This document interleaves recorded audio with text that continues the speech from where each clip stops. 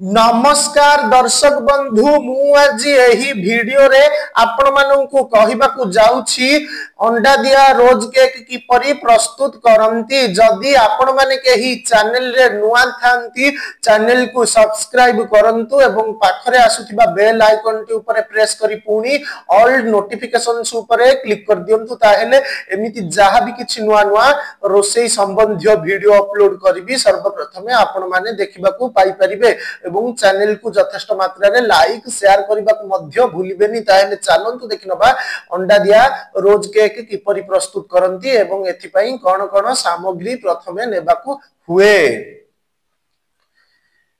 प्रस्तुति सामग्री मैदा 200 ग्राम, गुंड चीनी 100 ग्राम, अंडा 2टा, भानिला एसेंस 2 4 चामच, क्षीर 2 कप, तेल छाणीबा पाई।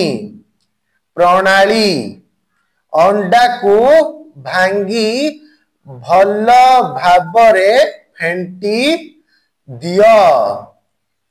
क्षीर चीनी ओ भानिला एसेंस को एही अंडा फेंटा सहित मिसाई दियो।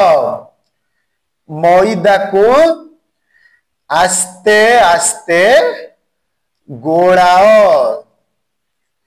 कड़ाई रे तेल गरम करी रोज केक रो छांच को उक्त मिश्रण रे बुड़ाई गरम तेल रे छाणी दियो। 2 पाख बादामी रंग होई गले ओल्हाई दियो। एही परी भाबरे जेतोटी केक हेबो छाण।